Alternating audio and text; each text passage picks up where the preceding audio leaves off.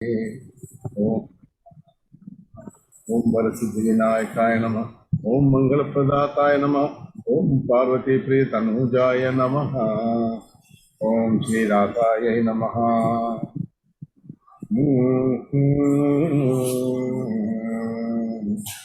మనం నిన్నటి వరకు మనం సుందరకాండ మొదలుపెట్టాం. మొదలుపెట్టి మొదటి సర్గ మనం పూర్తి చేసుకున్నాం. రెండవ సర్గ కూడా మనం మొదలుపెట్టాము. అక్కడ ఈ లంకిని యొక్క వధ కాదు, లంకిని జయించటం ఆంజనేయుడు. తర్వాత రావణాసుడి యొక్క అంతఃపురంలోకి, లంకానగరంలోకి వచ్చి రావణాసుడి యొక్క అంతఃపురంలోకి ప్రవేశించాడు.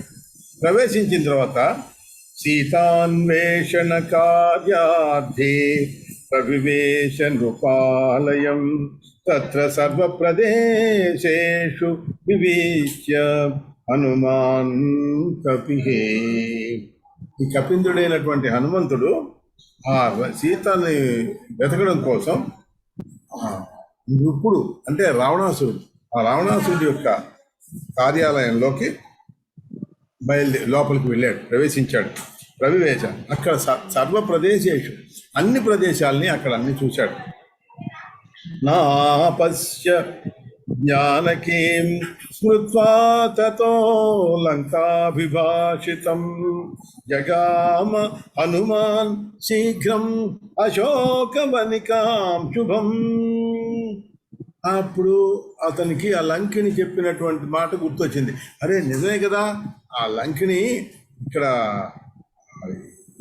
అశోకవనంలో సీతాదేవి ఉన్నదని చెప్పింది కదా, నేను ఇక్కడ వెతుకుతున్నానేమిటి అని అనుకున్నాడు. వెంటనే అక్కడి నుంచి సురపాదప సంబాధాం, దివ్యమైనటువంటి చెట్లుతో నిండి ఉన్నటువంటిది అది. రత్న సోపాన వాపికాం, రత్న సోపానాలు, వాపిక అంటే దిగుడు బావులు, ఆ వాటికి కిందకి మెట్లు దిగడానికి రత్న సోపానాలు ఉన్నాయన్నమాట. సోపానాలు అంటే మెట్లు, ఆ మెట్లు రత్నాలతో తయారు చేసి పడి ఉన్నాయి. నానా మృగ పక్షి మృగాకీర్ణాం స్వర్ణ ప్రాసాద శోభితాం. ఏమిటి ఆ వనం ఎలా ఉందంటే ఎన్నో రకరకాలైన పక్షులు, మృగాలు అంటే చిన్న చిన్నవి అన్నమాట, లేళ్ళు, కుందేళ్ళు, ఇట్లాంటివన్నీ వాటన్నిటితో ఉండి స్వర్ణ ప్రాసాద శోభితాం. అక్కడ ఉన్నటువంటి భవనాలన్నీ కూడా బంగారు మయాలు కవి. ఫలైరానమ్ర శాఖాగ్రపాదపై పరివారితాం విచిన్వన్ జానకీం తత్ర ప్రతివృక్షం మరుత్సుతః. మరుత్సుతుడు అంటే మారుతాత్మజుడైనటువంటి ఆంజనేయుడు ఆ ప్రతి వృక్షంలో అక్కడి నుంచి చూస్తున్నట్ట, వెతుకుతున్నాడు. విచిన్వన్ వెతుకుతున్నాడు అక్కడ. తదర్శ అభ్రం లిహం తత్ర చైత్ర ప్రాసాదముత్తమం. అక్కడ ఆకాశాన్ని అంటుతున్నటువంటి చైత్ర ప్రాసాదం అనేటువంటి దివ్యమైనటువంటి ఒక భవనం, అది ఒక దేవాలయం లాంటి భవనం అన్నమాట. అది కనపడింది. దృష్ట్వా విస్మయమాపన్నో మణిస్తంభ శతాన్వితం అంటే 100 అంటే 100 స్తంభాలు కలిగినటువంటి మణిస్తంభాలు కలిగినటువంటి ఆ చైత్ర ప్రసాదాన్ని ఆయన చూసి ఆశ్చర్యపోయాట. అబ్బా ఎంత పెద్ద ఈ భవనం రా బాబు, ఇది ఇన్ని స్తంభాలే, అన్నిటికీ మణులే, ఇంతని చాలా ఆశ్చర్యపోయాట. సమతీత్య పునర్గత్వా కించిత్ దూరం సమారుతి. కొంత దూరం అయిన తర్వాత ఇది చూశాడు కదా, ఇంకొంచెం ముందుకెళ్ళాడు. తదర్శ సించుపా వృక్షం అత్యంత నిబిడచ్ఛదం. నిబిడచ్ఛదం అంటే బాగా దట్టంగా అలుముకొని ఉన్నటువంటి ఆ చెట్టుకి ఉన్నటువంటి కొమ్మలు అవన్నీ కూడా బాగా ఎక్కువ ఉన్నాయి. ఆ చెట్టు కొమ్మలకి ఉన్నటువంటి వృక్షాలు అవన్నీ, ఆ కొమ్మలకి ఉన్నటువంటి పత్రాలు అంటే ఆకులు అవన్నీ దగ్గరగా ఉండి బాగా దట్టంగా అలుముకొని ఉన్నాయంటన్నమాట. అట్లా అలుముకొని ఉన్నటువంటి సించుపా వృక్షాన్ని, సించుపా వృక్షం అంటే మనం తెలుగులో ఇరుగుడు చెట్టు అంటాం. మరి ఇరుగుడు చెట్టు అంటే దానికి అర్థం మనం చెప్పాలి. అది తెలిస్తే మన ఊళ్ళలో ఇరుగుడు చెట్లు, సరుగుడు చెట్లు ఇవన్నీ ఉంటాయి. అవన్నీ మనకి తెలిస్తే ఇవో దాని సింసిపా వృక్షం అంటే అది. అదృష్టాతప ఆకీర్ణం స్వర్ణవర్ణ విహంగమం. అదృష్ట ఆతపం ఆకీర్ణం అంటే ఆతపం అనేది అదృష్ట కనపడకుండా ఉండటం. ఆతపం అంటే ఏంటి? ఎండ. ఈ ఎండ తగలకుండా ఉండేటువంటి అలాగా అన్ని కొమ్మలు, అన్ని ఇవి దాన్ని ఏమంటారు, ఆకులు, వాటితోటి శాఖోపశాఖాలుగా విస్తరించి ఉన్నటువంటి ఆ వృక్షంతో అసలు ఎండ దగ్గరికే రావట్లా. నిజానికి అది చీకటి ఉన్నది, కానీ ఎండ తగలాలన్నా కూడా తగలటానికి వీలు లేకుండా ఉన్నదిట, అంత దట్టంగా ఉన్నదిట. స్వర్ణవర్ణ విహంగమం, దాని మీద బంగారు వన్నెతో ఉన్నటువంటి విహంగాలు అంటే పక్కలు ఉన్నాయి. తన్మూలే రాక్షసీ మధ్యే స్థితాం జనక నందిని. తన్మూల అంటే దాని మొదట్లో, ఆ చెట్టు యొక్క మొదట్లో రాక్షసి మధ్య రాక్షస స్త్రీలందరూ పరివేష్టించి ఉండగా వాళ్ళ మధ్యలో స్థితాం జనక నందిని, ఈ జనకనందిని అయినటువంటి సీతాదేవి కూర్చొని ఉన్నది. దదర్శ హనుమాన్ వీరో దేవతామివ భూతలే ఏకవేణీం వృషాం దీనాం మలినాంబరధారిణి. ఆవిడ కట్టుకున్నటువంటి బట్టలన్నీ కూడా మలినమైపోయినాయి. అంటే మరి ఎన్నాళ్ళ నుంచో ఆవిడ అక్కడ ఉన్నది కదా, అదే వస్త్రం. ఆవిడకేం బట్టలు మార్చుకోవడాలు ఇట్లా మనం రోజు స్నానం చేసి బట్టలు మార్చుకున్నట్లుగా కాదు కదా. సీతాదేవి అక్కడ అరణ్యంలో అక్కడ రావణాసురుడి యొక్క దీంట్లో చిక్కుపడిపోయి ఉన్నది కాబట్టి ఆవిడకి బట్టలు మార్చుకోవడానికి అనేది దిగదు. ఆ ఉన్న బట్టలే మలినమైపోయినాయి. అట్లాంటివి దీనురాలు కృషించిపోయింది. భోజనం లేదు కదా ఆవిడకి. ఈ భోజనం అనే దాని గురించి మనకి రెండు ఉన్నాయి, ఇక్కడ చెప్పబడలేదు. కానీ వాల్మీకి రామాయణంలో కూడా అది కూడా చెప్పినట్లుగా చెప్పారు, కానీ అది కూడా అక్కడ కూడా చెప్పలేదు. కానీ ఒక ప్రకరణం ఉంది, దాంట్లో ఒక చిన్న సర్గం ఉంది.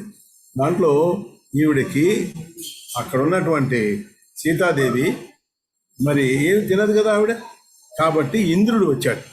ఇంద్రుడు వచ్చి పాయసాన్ని, ఒక దివ్యమైనటువంటి అమృతము నిండినటువంటి ఒక పాయసాన్ని ఆవిడకి ఇచ్చాడు.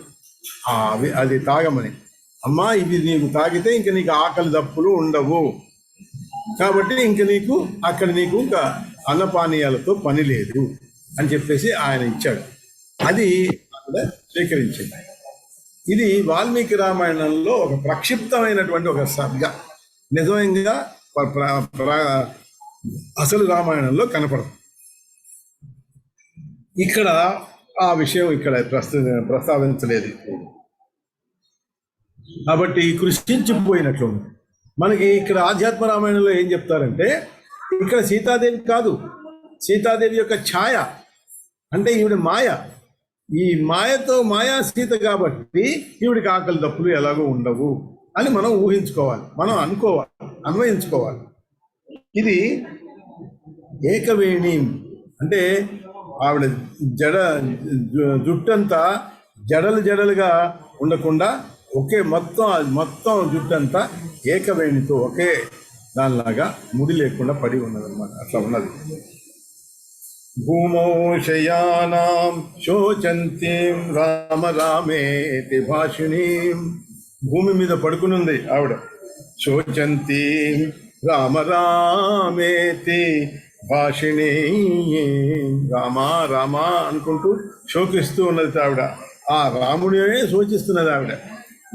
త్రాతారం నా అధిగచ్చింతి ఉపవాస కృషాం శుభాం. ఆ శుభాంగి అయినటువంటి ఆ సీతాదేవి ఉపవాసాలతో కృషించిపోయి ఉన్నదన్నమాట. అట్లాంటి ఆవిడ్ని చూశాడు ఆంజనేయుడు కింద. శాఖాంత ఛద మధ్యస్థో దదర్శ కపి కుంజర. ఈయన ఎక్కడున్నాడు? ఆ సించుపా వృక్ష మీద, అంటే ఆ మధ్యలో, ఆ శాఖల మధ్యలో, కొమ్మల మధ్యలో ఉండిపోయాడు. ఎవరికి కనపడకుండా దాక్కునున్నాడు. కృతార్థోహం కృతార్థోహం దృష్ట్వా జనకనందిని. ఆహా, నేను కృతార్థునయ్యాను, నేను జనకనందిని జానకీదేవిని నేను చూశాను అని ఎంతో సంతోషపడిపోయాడు ఒక్కసారిగా. అని ఇంకా ఏమనుకున్నాడు, మయైవ సాధితం కార్యం రామస్య పరమాత్మనః, పరమాత్ముడైనటువంటి రాముడి యొక్క కార్యాన్ని నేను సాధించాను. మయైవ సాధితం కార్యం, నా చేత సాధింపబడింది ఈ పెద్ద పని, ఈ పని. తత కిలకిలా శబ్దో బభూవాంతపురాద్ బహి, బయట నుంచి ఏది అంతఃపురం యొక్క బయట నుంచి కిలకిలా శబ్దం, అంటే కిలకిలలు ఎక్కడి నుంచి వస్తాయి?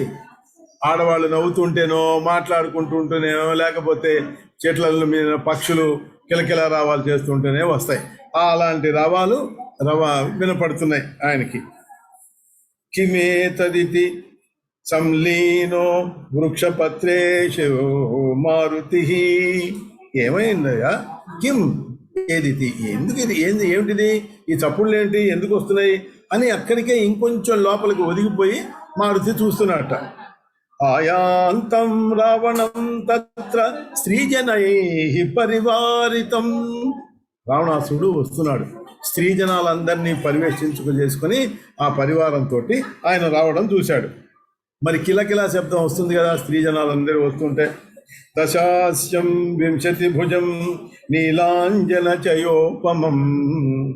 దశాస్యం 10 తలలున్నాయి, వింశతి భుజం 20 చేతులున్నాయి, నీలాంజన చయ అంటే కాటుక కొండ లాగా, ఉపమం అంటే కొండలాగా ఉన్నట్టు అతను. నల్లటి ఒక కాటుక కొండలాగా 20 చేతులతోనూ 10 తలలతోనూ. దృష్ట్వా విస్మయమాపన్న పత్రషండేశ్వలీయత, ఆ చెట్టు ఆకులలోంచి చూస్తున్నాడు. దృష్ట్వా, ఈయనకి ఆశ్చర్యంతో చూశాడు. చూసి ఈ రావణాసుడు ఉండటం, ఎలా ఉన్నాడో, ఎలా రావడమో చూశాడు. రావణో రాఘవేణాశు మరణం మే కథం భవేత్. ఇక్కడ నుంచి మీరందరూ జాగ్రత్తగా వినండి. రావణుడు అనుకుంటున్నాడు, ఏమిటిది? రావణో రాఘవేణాశు మరణం మే కథం భవేత్. నేను రాఘవుడి చేత నేను మరణం పొందాలి కదా, నాకు శీఘ్రంగా సీతార్థమపి నాయాతి రామ కిం కారణం భవేత్. సీతాదేవిని నేను అపహరించి నాళ్ళైందే, ఎందుకు ఇంకా శ్రీరాముడు రావట్లేదు సీతని విడిపించుకోవడానికి? రావణాసుడు అనుకుంటున్నాడు ఈ విషయం, ఇది గమనించాలి. రావణాసుడు ఎందుకు, నేను సీతని ఎత్తుకొచ్చి ఇన్నాళ్ళైందే, ఎందుకు ఆయన ఇంత తాత్సారం చేస్తున్నాడు, ఎందుకు రావట్లేదు? నేను ఆయన చేతిలో చావాలి కదా, నాకు ఎట్లా నేను చేస్తాను? ఆయన వస్తేనే కదా మాకిద్దరికి పోట్లాట జరిగేది, నేను చావడం జరిగేది. ఎందుకు రావటం లేదు రాముడు? ఇత్యేవం చింతయిన్ నిత్యం రామమేవ సదా హృది. ఇట్లా ఆలోచిస్తూ రాముడినే తన యొక్క హృదయంలో ఎప్పుడూ ఆలోచిస్తున్నట్ట, చింతిస్తూనే ఉన్నట్ట రాముడి గురించి. తస్మిన్ దినే అపరరాత్రౌ రావణే రాక్షసాధిప. ఇక్కడ ఈయనకేమైంది? తస్మిన్ దినే అపరరాత్రౌ రావణో రాక్షసాధిప. ఒక రాత్రి, మనం అంటామే ఒక రాత్రి వేళ అంటాం, అంటే ఒక అర్ధరాత్రి పూట ఇతనికి స్వప్నం వచ్చింది. స్వప్నే రామేణ సందిష్ట కశ్చిదాగత్య వానరః. ఈ కలలో ఇతనికి కల వచ్చింది రావణాసురుడికి. ఈ కలలో ఏమొచ్చింది? కశ్చిద్ ఆగత్య వానరః, వానరుడు ఒక కోతి వచ్చాడు. రామం కామరూపధర సూక్ష్మో వృక్షాగస్థో అనుపశ్యతి. రామేణ సందిష్ట అంటే రాముడు పంపించినటువంటి ఒక వానరుడు ఎక్కడున్నాడు? వాడు ఎలాంటి వాడు కామరూపధరుడు, సూక్ష్మంగా ఉండేటువంటి ఆకారం ధరించినటువంటి వాడు. వృక్షాగస్థో, వృక్షం మీద, వృక్షాగ్రస్థం అంటే వృక్షం పైన అక్కడ ఉపస్థితి అక్కడ కూర్చుని ఉన్నాడు అని ఇదంతా ఇతనికి కల వచ్చింది. ఎవరికి? రావణాసురుడు. ఇతను ఆలోచిస్తున్నాడు కదా, రాముడు ఇంకా ఎందుకు రావట్లేదు నన్ను చంపడానికి అని ఆలోచిస్తున్నప్పుడు ఇతనికి కల వచ్చింది. నిజానికి అనుకుంటున్నాడు, ఇతి దృష్ట్వాద్భుతం స్వప్నం స్వాత్మన్మేవా అనుచింత్య సహా. స్వ ఆత్మ అన్యేవా అనుచింత్య అంటే ఈ స్వప్నం నాకు వచ్చినటువంటి సత్యం నిజంగా సత్యమే అయి ఉంటుంది. స్వప్న కదాచిత్ సత్య, ఎప్పుడూ ఇది తప్పనిసరిగా ఇది సత్యమే అయి ఉంటుంది, లేకపోతే నాకెందుకు ఈ కళ వస్తుంది.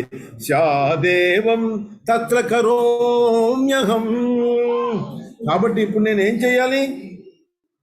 జానకీం వాక్పరైర్విద్యా దుఃఖితాం నితరామహం కరోమి దృష్ట్వా రామాయ నివేదయతు వానరః. జానకిని వాక్పరైర్విద్య చాలా దారుణంగా నేను చాలా కష్టమైనటువంటి మాటలతోటి నేను నొప్పించాలి, దుఃఖింపజేయాలి, ఆవిడ్ని వేధించాలి కష్టపెట్టేటటువంటి మాటలతోటి. అలా చేస్తే నేను అలా చేస్తే కరోమి దృష్ట్వా రామాయ నివేదయతు వానరః. మరి ఇది చేస్తుంటే ఈ వానరుడు చూస్తాడుగా, చూసి మళ్ళీ వెనక్కి వెళ్ళిపోతాడు, వెళ్ళి రాముడికి చెప్తాడు, ఇట్లా రావణుడు సీతాదేవిని ఇలా వేధిస్తున్నాడు, ఇలా ఏడిపిస్తున్నాడు ఇట్లాంటి మాటలతోటి అని వానరుడు వెళ్ళి చెప్తాడు. కాబట్టి ఇలా వాడు చెప్పేటట్లుగా నేను చేస్తాను, అంటే నేను జానకీదేవిని ఇప్పుడు నేను నా యొక్క పరుష వాక్యాల చేత నేను వేధిస్తాను, దుఃఖింపజేస్తాను అని అనుకున్నాడు. అనుకుని ఇత్యేవం చింతయన్ సీతా సమీపం అగమద్రుతం. ధృతం చాలా వేగంగా సీతా సమీపానికి వచ్చేశాడు. వచ్చి ఏంటి ఇలా అనుకుంటూ సీత దగ్గరికి వచ్చాడు. నూపురాణం కింకిణీనాం శ్రుత్వా సింజితం అంగనా. ఈయన వస్తున్నప్పుడు ఈయన ధరించినటువంటి నూపురాలు, కింకిణులు ఇవన్నీ శబ్దాలు చేస్తాయి. ఆ ధ్వనులన్నీ విని సీతాదేవి భయపడిపోయింది.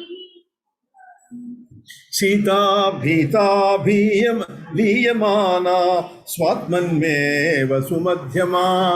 సీతాదేవి విపరీతమైనటువంటి భయంతో ఆందోళన చెంది ఆవిడ సుమధ్యమ, ఎంతో అందమైనటువంటి ఆ సీతాదేవి అధో ముఖ్యశ్రునయనా స్థిత రామార్చితాంతర. రాముణ్ణే లోపల తన యొక్క హృదయంలో అర్చిస్తూ ఉన్నటువంటి ఆ సీత అధోముఖ్య అశ్రునయన, తను తల దించుకొని కళ్ళలో నీళ్లు నింపుకొని తల దించుకొని ఉన్నది, అలా కూర్చుని ఉన్నది. ఇంకా అంతేకాకుండా తన యొక్క శరీరాన్ని ఆవిడ కుంచింపజేసుకున్నది. రావణోపి తదా సీతామాలోక్యాః సుమధ్యమే. ఓ సుమధ్యమా, ఓ సుమధ్యమా అంటే ఏమిటి? మధ్యం అంటే సన్నని నడుగు కలిగిన దానా అని. మాం దృష్ట్వా కిం వృధా శుభ్రు స్వాత్యన్మేన విధేయసే. మాం దృష్ట్వా నన్ను చూసి ఎందుకు, కిం వృధా శుభ్రు నువ్వు ఎందుకు అనవసరంగా నువ్వు సిగ్గుపడిపోతున్నావు. రామో వనచరాణం ఈ మధ్యే తిష్టతే సానుజః. రాముడు ఏమిటనుకుంటున్నావు, ఎక్కడున్నాడు? వనచరులతోటి అంటే ఈ వానరులతోటి ఆ మధ్య తిష్టతి సానుజ, తమ్ముడితో పాటు కూర్చొని అక్కడ వాళ్ళందరితో కలిసి ఉన్నాడు. కదాచిత్ దృశ్యతే కైశ్చిత్ కదాచిన్నైవ దృశ్యతే. ఒక్కోసారి కనబడతాడు, ఒక్కోసారి కనబడడు. ఇక్కడ ఈ పదాలన్నీ మీరు జాగ్రత్తగా చూడండి, వినండి, ఫాలో అవ్వండి. ఆయన ఏమంటున్నాడు? రాముడు వనచరులతో కలిసి ఉన్నాడు ఒకటి. రెండవది, ఒక్కోసారి కనబడతాడు, ఇంకొకసారి కనబడడు. అంటే ఏంటి? ఎవరికి కనబడతాడు? యోగులు అత్యంత వాళ్ళ యొక్క హృదయాల్లో శ్రీరామచంద్రుడిని పూర్తిగా లోపల పెట్టుకున్నటువంటి వాళ్ళకి కనబడతాడు. వాళ్ళు ధ్యానము, ధారణ ఇట్లాంటి క్రియల ద్వారా వాళ్ళ యోగులు ధ్యానిస్తుంటారు కాబట్టి వాళ్ళకి కనబడతాడు. ఇది అర్థం, ఇది గూఢార్థం. కొంతమందికి కనబడ్డు. అంటే ఇట్లాంటివి ఏమీ చెయ్యని వాళ్ళు ఉన్నారే, వాళ్ళలాంటి నాలాంటి వాళ్ళకి ఎవరికి కనబడడు. కాబట్టి రాముడు పరమాత్ముడు అని చెప్పకుండానే చెప్తున్నాడు ఆయన. మయాతు బహుధా లోకా ప్రేషితాస్తస్య దర్శనే న పశ్యంతి ప్రయత్నేన వీక్షమాణాః సమంతతః. ఇంకా అంటున్నాడు, నేను మయా తు బహుధా లోకా, ఎంతో మందిని పంపించాను. దేనికి? ప్రేషితాస్తస్య దర్శనే, అక్కడ ఆయనని దర్శించుకోవడం కోసం, ఆయన చూడడం కోసం ఎంతో మందిని పంపించాను నేను. నా పశ్యంతి ప్రయత్నేన, అయినా ఎవరికి కనబడలేదు. వీక్షమాణా సమంతత, ఎవరికి ఎంతమంది ట్రై చేసినా కూడా వాళ్ళకి కనబడలేదు. అంటే అట్లా ఉన్నాడు, ఎక్కడో ఎవరికి కనబడకుండా ఎక్కడో దాక్కులు ఉన్నాడు అని స్థూలమైనటువంటి బయటికి అర్థం. కానీ ఇంకా దీనికి అర్థం ఏంటంటే, నేను ఎంతో మందిని పంపించాను అంటున్నాడే. ఎంతో మందిని పంపించడం అంటే ఏమిటి? ఈయన ఎవరిని పంపిస్తాడు? తన లోపల ఉన్నటువంటి ఇంద్రియాలని పంపించాడు. తనకున్నటువంటి ఈ ఇంద్రియాలని మొత్తాన్ని ఆయన చూడడం కోసం పంపించాడు. కానీ ఆయన కనపడలేదు. ఎందుకంటే నాకు ఇంకా సమయం రాలేదు, నన్ను చంపడానికి ఆయన రావాలి, నాకు ఇంకా సమయం రాలేదు కాబట్టి నన్ను సంహరించడానికి ఆయన ఇంకా రాలేదు. నా ఇంద్రియాలకి ఆయన అగోచరుడు. అది అంటే ఇక్కడ శ్రీరాముణ్ణి సాక్షాత్తు పరమాత్ముడితోనే పోలుస్తున్నాడు.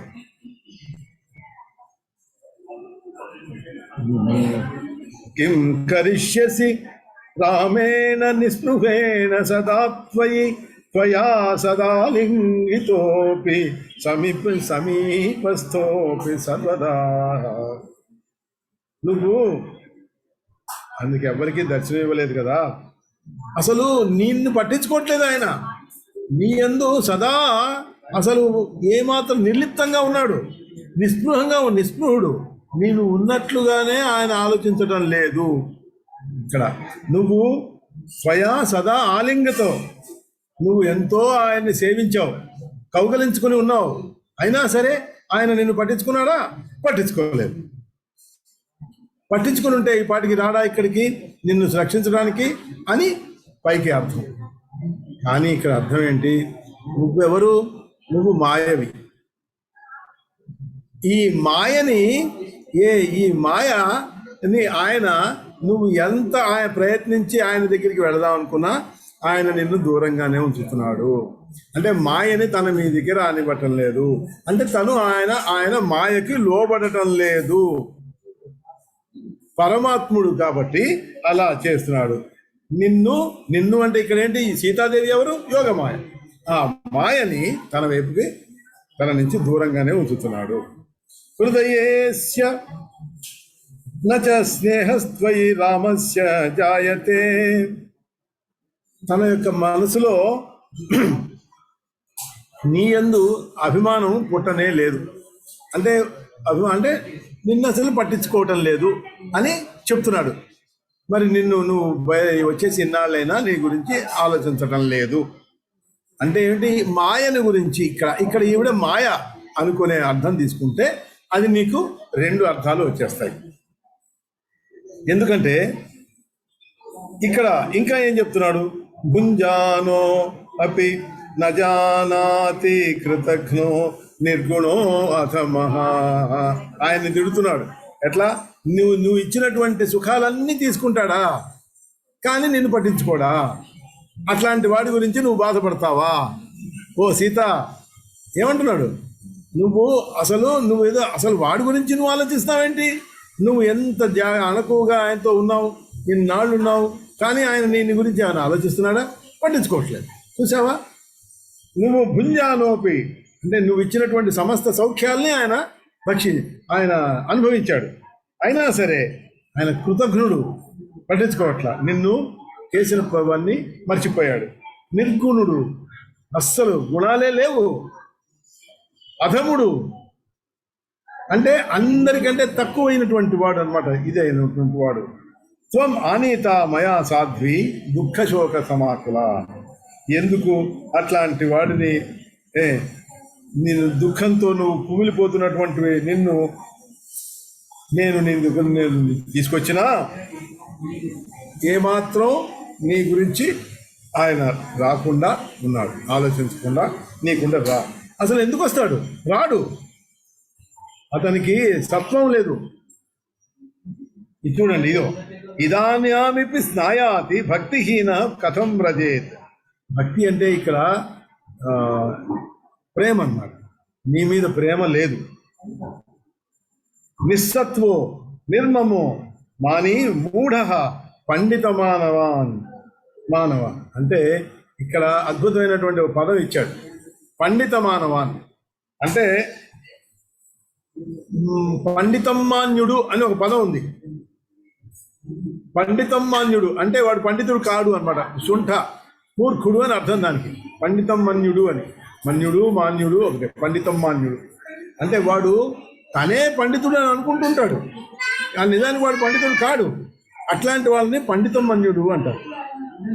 దానికి వింటుంటే అదే పదం అనిపిస్తుంటుంది, కానీ దాని అర్థం ఎగ్జాక్ట్గా ఆపోజిట్గా ఉంటుంది అన్నమాట. ఇంకా మమతా శూన్యుడు అంటే ఏమిటి? అతనిలో మమత ఇట్లాంటి రాగాలు లేవు. పరమాత్ముడిలో ఈ గుణాలన్నీ ఉంటాయా? ఈ త్రిగుణాలకు అతీతుడు కదా ఆయన.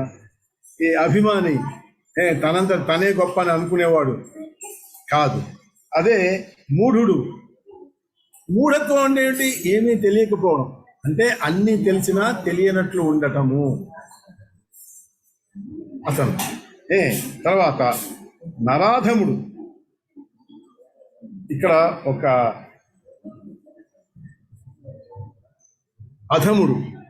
అధముడు అనే శబ్దాన్ని కనుక నువ్వు విడదీస్తే నా ప్లస్ ధమ, అధముడు అనే పదం నా ప్లస్ ధమ అవుతుంది. నా అంటే కాదు, అదే కదా. అంటే ధమ అంటే మాటలు, ఈ మాటలకు అందనివాడు. పరమాత్ముడు నువ్వు ఎన్ని పొగిడినా, ఏ మాటలు ఎన్ని చెప్పినా దానికి అంతా కూడా ఇంకా పైనే ఉన్నటువంటి వాడు. ఏ మాటలకి, ఏ స్థుతులకి, ఏ వేటికి ఆయన అందడు. అట్లాంటి వాడు. దాన్ని అధముడు అనే పదానికి నా ప్లస్ ధమ అనే ఒక దీంట్లో తీసుకున్నాడు అన్నమాట. అంటే ఇదంతా ఏమిటంటే రావణాసురుడికి రాముడు ఇందాకనే మనం చెప్పారు, తనకి నా రాముడు ఎందుకు నన్ను చంపడానికి ఇంకా రావట్లేదు అని అనుకున్నాడు కదా. అంటే తనకి రాముడు పరమాత్ముడని పూర్తి జ్ఞానం ఉన్నది ఆయన. కాబట్టి ఈయన చేసినటువంటి నిందంతా స్తుతియే. దీన్నే నిందాస్తుతి అంటారు. ఈ నిందాస్తుతి చేశాడు రావణుడు. ఇంకా మామూలు దానికి వచ్చేస్తే నరాధమం త్వద్విముఖం